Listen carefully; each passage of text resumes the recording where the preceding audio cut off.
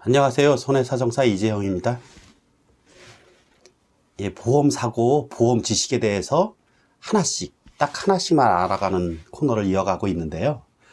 오늘은 이 음주 무면허 운전에 대한 사고 부담금에 대해서 알아보는 시간을 갖도록 하겠습니다.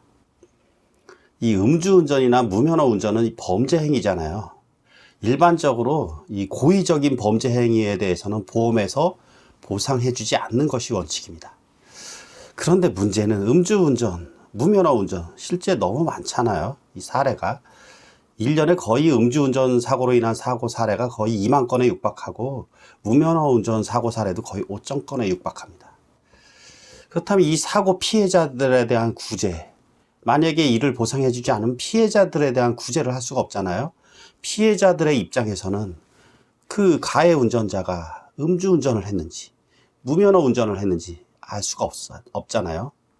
그래서 이 피해자에 대한 구제를 해줘야 될 필요가 있습니다.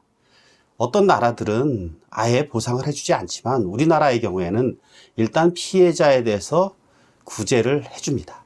보험회사에서 즉 보상금, 보험금을 지급하죠.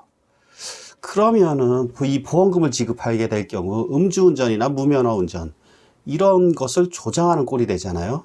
이를 방지하기 위해서 두는 것이 가해 운전자에 대해서 사고가 음주 무면허 사고가 났을 경우에 일정의 돈을 납부하게끔 합니다. 그 돈을 우리는 사고 부담금이라고 합니다. 우리 자기 차량 손해에서는 자기 부담금이라고 하고 이 음주 무면허 사고에서는 사고 부담금이라고 합니다. 음주 무면허 사고. 이 사고 부담금을 얼마를 납부시키는가? 2020년 그 이전에는 우리 사고 부담금이 그렇게 높지 않았습니다. 물론 낮지는 않았습니다. 그때는 무면허 운전은 면책이었지만 대인배상 2에서 지금은 둘 다 면책은 아닙니다. 음주운전이나 무면허 운전. 예전에는 그 음주운전, 무면허 운전에 대한 사고 부담금이 300만 원. 대인 사고는 1사고당, 그다음에 대물 사고는 100만 원. 근데 지금은 이거보다 훨씬 높아졌습니다.